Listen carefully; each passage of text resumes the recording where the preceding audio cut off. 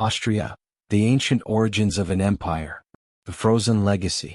High in the Ötztal Alps, where jagged peaks pierced the sky, a silent guardian lay buried beneath the ice.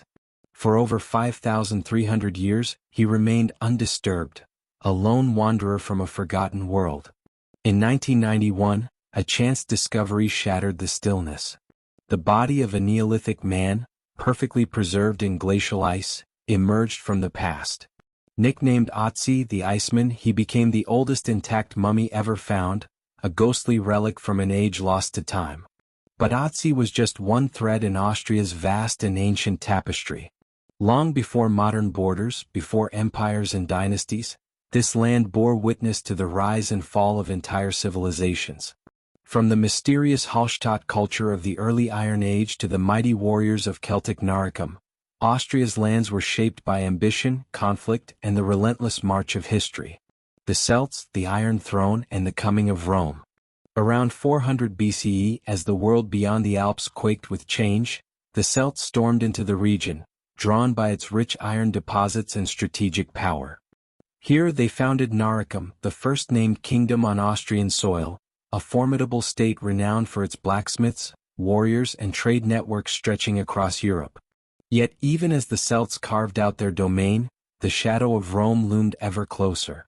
The empire, always hungry for conquest, saw Noricum not as a kingdom but as a prize. For 2 centuries Rome slowly extended its reach, first through alliances then through power. Finally, in 15 BCE, the legions marched in and Noricum, along with Rhaetia and Pannonia, fell under the iron grip of the Roman Empire. The Roman Age, cities, roads, and war. With Rome came civilization, or so it seemed. A vast network of roads snaked through the Alps, binding the region to the empire. Cities flourished along the Danube, Carnuntum, the great military hub, Vindobona, modern Vienna, a Roman outpost, Juvavum, Salzburg, a bastion of trade. Across Austria, towns rose, and the land pulsed with the rhythm of Roman order. But Rome's might was not eternal. By the 2nd century CE, the northern frontier trembled. Germanic tribes, the Marcomanni, Quadi, and Neristi, descended upon the land, bringing chaos to Rome's carefully crafted empire. Invasions from 166 to 180 CE tore through Austria, halting its golden age. Though Emperor Marcus Aurelius fought back, the region never fully recovered. Then came the Alemanni, striking deep into the heart of the empire in the 3rd century. The Roman hold weakened, its borders crumbling under the weight of endless wars. And in the 5th century the final blow arrived. The Huns and Eastern Germanic tribes swept through the land, shattering the last Roman defenses on the Danube. The empire that had once ruled the world lost its grip on Austria forever. The dawn of a dark age. With Rome's fall, new forces surged into the void. The Rugii, Goths, Heruli, and Langobardi claimed the shattered provinces. But there was something else, a flicker of light in the chaos. By the 4th century, whispers of a new faith had taken root. Amid the ruins of empire, early Christian communities began to form. Their existence is carved not just in history but in stone and scripture, with the writings of Saint Severinus offering a glimpse into this turbulent era. Yet for the people of Noricum, survival was fleeting. In 488 CE, under relentless pressure from invading tribes, many of them were forced to abandon their homeland. They withdrew to Italy, leaving behind the land they had known for centuries, a land that would soon rise again under new rulers, new empires, and new ambitions. Austria's ancient world had come to an end, but its true story was only just beginning. Austria in the early Middle Ages, a land of clashing empires and fading legends. The aftermath of Exodus. The year 568 CE, a turning point in Austria's untamed past. The Langobardi marched south into Italy, leaving behind a land poised on the edge of transformation. In the wake of their departure, a fierce struggle erupted, one that would shape the very identity of the region. From the east, the Slavs surged forward, pushing deep into the Alpine heartland. From the west, the Alemanni staked their claim on the rugged lands of Vorarlberg. And in the midst of this chaos, the Bavarians, a formidable Germanic force, emerged as a dominant power, their fate intertwined with the great Frankish Empire. For a time, Austria stood divided, the Bavarians in the west, guided by Frankish influence, and the Slavs in the east, ruled by the shadowy overlords of the Avar Khaganate. As the Slavs expanded their reach into Lower Austria, Styria, Carinthia, and eastern Tyrol, tensions simmered, threatening to explode into full-scale conflict. Rebellion, betrayal, and the rise of Christianity. The year 624 saw an unlikely figure rise from the chaos, a Frankish merchant named Samo. Against all odds, he united the Western Slavs in a bold uprising against their Avar masters. For a brief moment, a new Slavic kingdom flickered into existence, stretching across the Eastern Alps. But like so many before him, Samo's reign was fleeting, and the Avars returned with a vengeance. By 700, the borderlands between the Bavarians and the Avars hardened, with the Enns River as the battle line. The Franks, once distant rulers, now cast their eyes on the region, sensing an opportunity to expand their empire. Yet amidst the violence, a different conquest was underway, one not of swords but of faith. The remnants of Roman Christianity still lingered, buried beneath centuries of turmoil. In the late 600s, Christian missionaries once again ventured east, their voices carrying the gospel across the Alpine valleys. The most renowned among them, Saint Rupert of Salzburg, laid the foundations for a new spiritual frontier. But faith alone could not shield the people from war. As the Avars threatened once more, the Alpine Slavs of Carantania made a desperate choice. They placed themselves under the protection of the Bavarians. In return, Bavarian settlers pushed deeper into Carinthia and Styria, reshaping the land in their image. The wrath of Charlemagne. Then came the Franks, and with them the unrelenting ambition of Charlemagne. By 788, the mighty emperor set his sights on Bavaria, deposing Duke Tassilo III and wiping out the Bavarian dukedom for the next 100 years. But his campaign did not stop there. From 791 to 796, Charlemagne launched a relentless war against the Avars, shattering their empire once and for all. The once feared Avars, now a defeated people, were resettled in Lower Austria between the Vistula and Lethe rivers, where their identity soon faded into history, merging with the local populace. As was Frankish tradition, the conquered lands were divided into border marches, militarized frontier provinces meant to shield the empire from future invasions. But the system proved fragile, riddled with noble rivalries and political strife. With every dispute, the borders weakened, leaving Austria vulnerable once more. The Magyar storm in the battle for survival. By the late 9th century, a new terror loomed on the horizon. The Magyars, nomadic warriors from the east, began their incursions into Austrian lands. The first recorded clash near Vienna in 881 was only a warning of what was to come. By 907, the Magyars struck a devastating blow at the Battle of Pressburg, Bratislava. A powerful Bavarian army, led by Duke Leopold, marched to reclaim lost lands, but they never returned. The battle ended in catastrophe. Leopold fell, as did Archbishop Thietmar of Salzburg, and with them Bavarian rule over Austria crumbled. The Magyars now ruled the eastern lands, Lower Austria to the Enns River, Styria as far as the Karalpi Massif. Yet even in defeat, a hidden strength endured. The settlements of Germans and Slavs persisted, defying Magyar control. And when Otto I, the German king, led his forces to a decisive victory in 955, Austria's fate took a dramatic turn. With the Magyars repelled in the 960s, the land was once again opened to resettlement, Christian revival, and the seeds of a new era. Austria had endured fire and war, and though empires had risen and fallen, its story was far from over. The rise of the Babenbergs, from warriors to dukes. A new dynasty emerges. The year 976 CE, a turning point in Austria's history.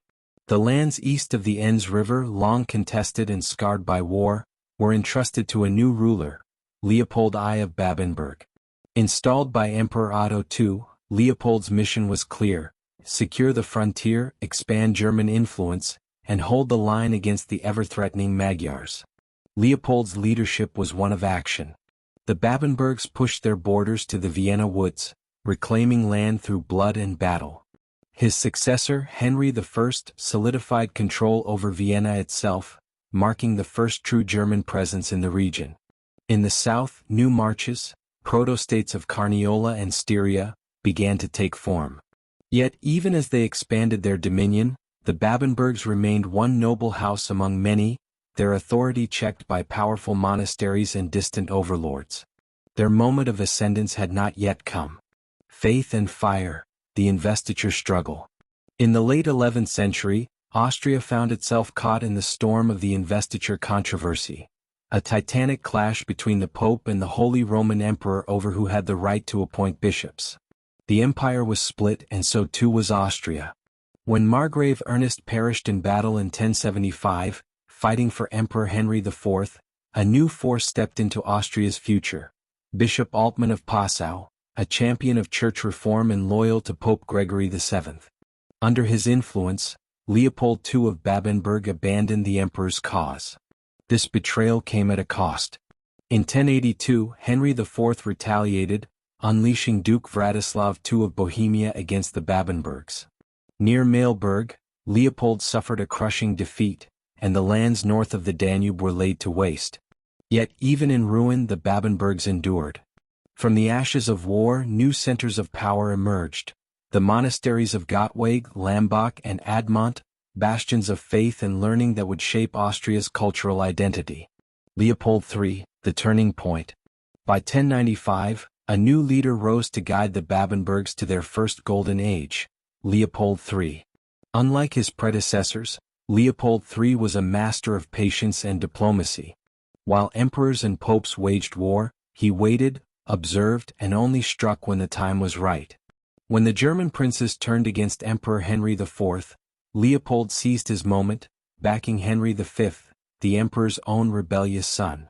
For his loyalty, Leopold received a priceless reward: marriage to Agnes of Germany, sister to Henry V and widow of a powerful Hohenstaufen prince. This single alliance elevated the Babenbergs, linking them to one of Europe's most dominant royal families.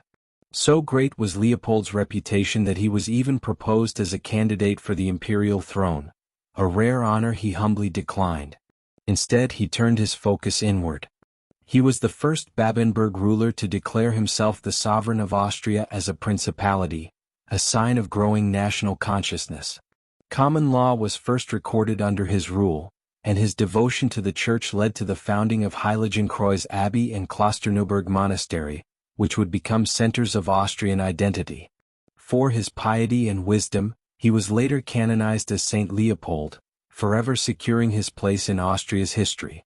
The struggle for power, Welfs versus Hohenstaufens.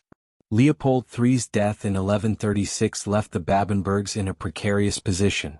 The empire was now torn between two warring dynasties, the Welfs and the Hohenstaufens, and Austria was caught in the middle. Leopold's son, Leopold IV, sided with the Hohenstaufens and was rewarded when King Conrad III bestowed upon him the Duchy of Bavaria in 1139. But his reign was short-lived. When he died unexpectedly, his brother Henry II Jasomergott inherited Austria and Bavaria, navigating a dangerous web of alliances. It was Frederick I Barbarossa, the rising star of the Hohenstaufen Empire, who finally sought peace. In 1156, at the imperial court in Regensburg, he brokered a settlement. Bavaria was returned to the Welfs, but Austria was elevated to a duchy under the Babenbergs. This privilegium minus an imperial charter secured Austria's autonomy. The dukes of Austria owed fewer obligations to the emperor. They only had to attend imperial court when it was held in Bavaria. They were only required to participate in wars against Hungary, Austria's direct neighbor. Succession was granted through both male and female lines, ensuring Babenberg continuity. The duke gained greater control over the clergy and noble jurisdictions in Austria. With this stroke of political genius, Henry II Jasomergott moved his capital to Vienna, marking the first step in its rise as Austria's dominant city. He cemented Austria's connection to the Byzantine Empire through marriage to Theodora Komnene, a Byzantine princess, further enriching his court with Eastern influences. The dawn of Austria's power. By the close of the 12th century, the Babenbergs had transformed from mere border lords into dukes of a rising power. No longer just an outpost of the Holy Roman Empire, Austria was carving its own destiny, a land of warriors and diplomats, of faith and ambition. The foundations had been laid. The question now was, how far could the Babenbergs take Austria? The later Babenberg period, the rise and fall of a dynasty. The Great Expansion, the inheritance of Styria. In 1192, the Babenbergs achieved their greatest territorial expansion when Duke Leopold V inherited the Duchy of Styria. This was the result of the Georgenberg Treaty, 1186, a pact between Leopold and the dying Duke Ottokar IV of Styria, the last of his line. With this inheritance, Austria and Styria became permanently united, strengthening the Babenbergs' power in the Eastern Holy Roman Empire. Styria, once part of Bavaria, had gained its independence under Emperor Frederick I Barbarossa in 1180. Now, under Babenberg rule, it was merged into their growing dominion. Leopold VI, the Glorious, and Frederick II, the Warlike, expanded even further, gaining lands in Carniola, pushing Babenberg influence into the southern Alpine regions. The Crusader Duke and the King's Ransom. Before securing Styria, Leopold V had already made his mark on history, on the battlefield of the Third Crusade, 1189 to 1192. While fighting at the Siege of Acre, he clashed with Richard the Lionheart of England, who insulted him by removing his banner from the city walls. This insult would have long-term consequences. In 1192, as Richard attempted to return to England in disguise, he was recognized and captured near Vienna by Leopold's forces. The English king was held prisoner and later handed over to Emperor Henry VI, who demanded an enormous ransom. England paid 150,000 silver marks, a sum that transformed Austria's future. Leopold used his share of the ransom to strengthen fortifications in Austria and Styria, found new towns including Wiener Neustadt, a key defensive stronghold on the route south, mint a new currency, the Wiener Pfennig, increasing Austria's economic independence. This wealth laid the foundation for Austria's urban and economic growth, but Leopold V himself did not live long to enjoy it. Excommunicated for capturing a Crusader king, he died in 1194. The peak of the Babenbergs, Leopold VI the Glorious. Leopold VI, 1198 to 1230, was the most remarkable Babenberg ruler. His era marked the cultural and economic golden age of the dynasty. Imperial politics, he supported the Hohenstaufen dynasty, allying with Philip of Swabia against the Welfs. He later negotiated the Treaty of San Germano, 1230, which helped settle conflicts between Emperor Frederick II and Pope Gregory IX. Church and religious reforms. He founded the Cistercian monastery of Lilienfeld and fought against heretical movements like the Cathars and Waldenses. The Crusader Duke, Leopold VI participated in multiple crusades. In the Holy Land and Egypt during the Fifth Crusade, 1217 to 1221. Against the Albigensians in southern France. Against the Moors in Spain. The rise of Vienna. Though he failed to create a separate Austrian bishopric in Vienna, his policies helped turn the city into a major European center. Under Leopold VI, Austria flourished as a center of trade, culture, and learning. The fall of the Babenbergs, Frederick II the Warlike. The last Babenberg ruler, Frederick II, 1230 to 1246, was as aggressive as he was ambitious. Internal conflicts. His harsh rule alienated the nobility and clergy. Wars against neighbors. He fought against Bohemia, Hungary, and the Holy Roman Empire. Clash with Emperor Frederick II. In 1237, the emperor stripped him of his lands for his defiance. Despite losing his domains temporarily, Frederick managed to recover them, but his reign ended abruptly. He was killed in battle against the Hungarians on June 15, 1246. With his death, the male line of the Babenbergs was extinguished, plunging Austria into a period of instability and conflict over succession. Legacy of the Babenbergs. The Babenberg era, 976 to 1246, was a time of territorial expansion. Austria evolved from a border march into a duchy with significant influence. Economic prosperity, urban centers grew fueled by trade, mining and new currencies. Cultural and intellectual growth. The Babenberg court attracted some of Germany's greatest poets, and the epic Nibelungenlied was written in Austria.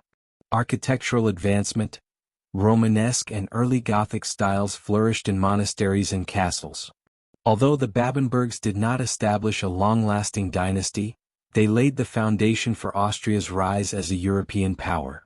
Their legacy paved the way for the Habsburgs, who would shape Austria's destiny for centuries to come. From a frontier march to a rising power. The Babenbergs transformed Austria from a military buffer zone into a Central European power. By the mid-13th century, Austria was no longer a backwater, it was an economic and cultural force. But with their extinction in 1246, the battle for Austria's future had just begun. In the heart of Europe, where mighty empires clashed and dynasties rose and fell, one name would shape the destiny of Austria, the Babenbergs.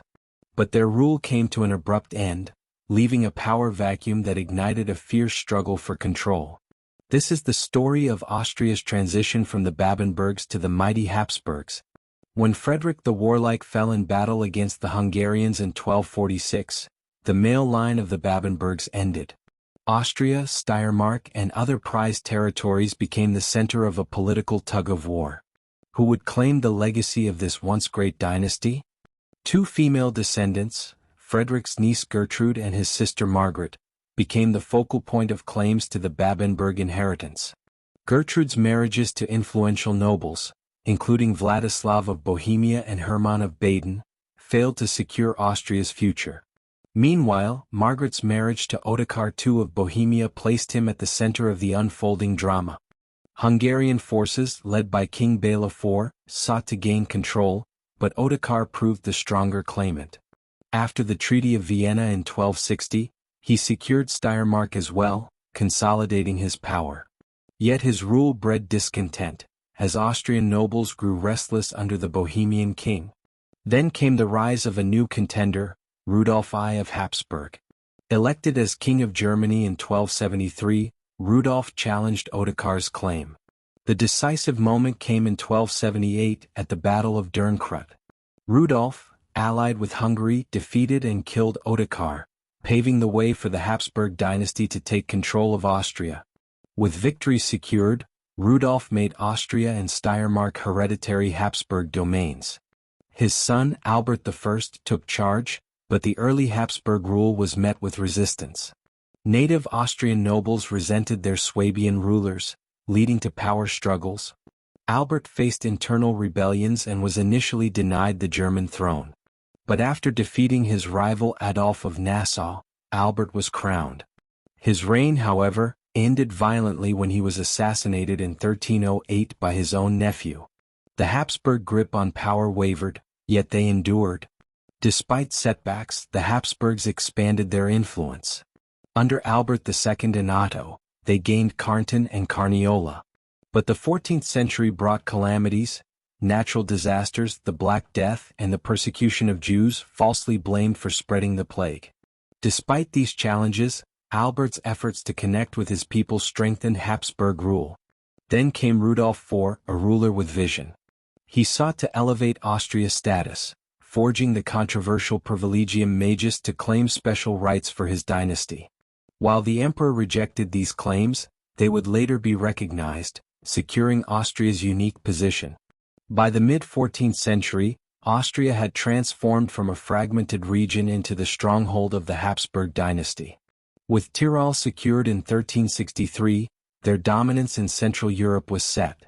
The era of the Babenbergs had ended, and the rise of the Habsburgs would define Austria's future for centuries. From medieval power struggles to imperial might, Austria's legacy was forged in battle and diplomacy. What began as a contest for the Babenberg heritage became the foundation of one of the most powerful dynasties in European history, the House of Habsburg. The division of the Habsburg lands, a dynasty torn in two. The year was 1365. The great Rudolf IV was gone, leaving behind a throne of ambition, power, and bitter rivalry. His two brothers, Albert III and Leopold III, stood at the helm of an empire teetering on the edge of division. 4 years they ruled together, 2 minds, 1 destiny. But power is a force that seldom bows to unity. As tensions rose and ambitions clashed, the brothers could no longer stand side by side. In 1379, the Treaty of Neuburg was signed, splitting the Habsburg dominions in 2. Albert the Elder took the heart of Austria, the wealthiest lands along the Danube, Upper and Lower Austria. Leopold, the younger but equally determined, inherited the sprawling frontier, Steiermark, Kärnten, Tyrol and the western Habsburg lands stretching to Istria. Though the treaty bound them by titles and mutual obligations, the fate of the Habsburgs would never be the same. The rise and fall of Leopold III. Leopold was not a man content with merely holding territory, he was a conqueror. In 1382, amidst the chaos of war between Venice and Genoa, he seized Trieste, a crucial gateway to the Adriatic. But the West held an even greater temptation, a path to unite the old Habsburg lands with the Tyrol, bridging power between the Alps and the Rhine. Feldkirch fell into his grasp in 1375. Freiburg followed. Victory seemed inevitable. But ambition breeds enemies. His expansion led him to the Swiss Confederacy, a rising force of defiance and iron discipline. Underestimating them was his greatest mistake. In 1386, at the Battle of Sempach, Leopold's army was shattered. His knights, heavily armored, proud and elite, were no match for the disciplined Swiss soldiers, who cut through the Habsburg lines with merciless efficiency. Leopold fell on the battlefield, his dreams of Western conquest buried with him. His brother Albert III sought vengeance, but fate had other plans. 2 years later, in 1388 at Naples, the Swiss struck another devastating blow. The once mighty Habsburg forces were humbled, forced to retreat, their expansion westward broken. Albert III, the guardian of the dynasty. With Leopold gone, his sons were too young to rule. Albert seized control, ensuring the Habsburg line would not fracture further. He pushed forward, securing Bludenz and Montafon Valley in 1394, reclaiming lands that had once seemed lost. But trouble stirred closer to home. The dynasty of the Schonbergs, a powerful noble house, sought to carve its own independent domain in Upper Austria. Purbach and Eferding became battlegrounds in a war not of swords, but of political maneuvering. Albert prevailed, ensuring that the Habsburg grip on Austria remained unbroken. Despite the wars and betrayals, Albert's vision endured. He looked beyond the battlefield, beyond the borders, to a single city that would one day stand as the heart of the Habsburg Empire, Vienna. It was Albert III's reorganization that saved the university his brother Rudolf IV had founded. And in doing so he secured not just the rule of kings but the legacy of knowledge, a beacon that would guide the Habsburgs into the future. The rise of an empire, the Habsburgs and their royal marriages, a union of power and peril. The year was 1477, and in the grand halls of Ghent, a marriage was forged that would shape the destiny of Europe. Maximilian I, son of Emperor Frederick III, took the hand of Mary of Burgundy, the heiress to one of the most powerful and contested realms of the time. With that union, the Habsburgs secured Burgundy, but at a cost that would haunt them for generations. France, ever watchful, saw the marriage as a direct challenge to its own ambitions. War followed. And when Mary died in 1482, Maximilian found himself trapped in a web of political turmoil. His hold on the Burgundian lands wavered, and enemies closed in from all sides. A realm in crisis. While Maximilian struggled in the west, the eastern Habsburg lands fell into chaos. A dispute over the Bohemian succession ignited tensions with Hungary, and Matthias Corvinus, king of Hungary, marched on Austria. Vienna, the heart of the Habsburg realm, fell in 1485. Wiener Neustadt followed in 1487. The empire was on the brink of collapse. Then came an even greater humiliation. In 1488, the rebellious citizens of Brugge seized Maximilian himself, imprisoning the very man meant to rule them. Meanwhile, his kinsman Sigismund of Tyrol, drowning in debt, prepared to sell his lands to Bavaria. The House of Habsburg stood on the edge of ruin. The Habsburgs strike back. But Maximilian was not a man to break under pressure. Freed from Brugge, he forced Sigismund to abdicate, seizing Tyrol in 1490. He turned his forces toward Austria, reclaiming Lower Austria and striking at Hungary. Though the war raged, Maximilian made a calculated move. In the Treaty of Pressburg, 1491, he relinquished his immediate claim to Hungary, but secured the Habsburg succession in the future. The stage was set for the dynasty's return. A greater inheritance, Spain and the Imperial crown. When Frederick III died, Maximilian inherited a realm greater than any Habsburg before him. Yet his ambitions stretched beyond his own lands. His son, Philip the Handsome, had been betrothed to Juana of Castile, the Spanish infanta. Fortune played its hand. With the unexpected deaths of Spanish heirs, the marriage paved the way for Habsburg rule over Spain. A new empire was forming, one that stretched from the heart of Europe to the New World. But Maximilian's ambitions went further. He sought to strengthen the Holy Roman Empire itself. Though blocked by the Venetians from reaching Rome for his coronation, in 1508, he declared himself emperor-elect. No longer would popes decide who ruled the empire, the Habsburgs now claimed that right for themselves. The final gambit, the Jagiellon alliance and the future of the Habsburgs. Even in his final years, Maximilian played the game of power. In 1515 he arranged a double marriage between his family and the Jagiellon dynasty, rulers of Bohemia and Hungary. The move revived old Habsburg claims and planted the seeds for future rule over these lands. His efforts bore fruit. When his grandson, Charles V, rose to power, he faced fierce opposition from France, but the groundwork laid by Maximilian allowed him to seize the imperial crown. Meanwhile, Ferdinand I, Charles's younger brother, took control of the Austrian lands. The transition was not without bloodshed. He faced uprisings from the estates and peasant revolts across Tyrol and Salzburg. Yet through the agreements of Worms, 1521, and Brussels, 1522, the division of Habsburg rule was formalized. Charles would rule the empire, Ferdinand would govern Austria. An empire forged in struggle. The late medieval era saw the Alpine lands unified under Habsburg rule, forming the foundation of what would become modern Austria. Though fragmented at times, the dynasty endured, preserving their own legal codes and territorial identities. Trade and mining flourished, but rural life suffered. Many settlements were abandoned, especially in Lower Austria.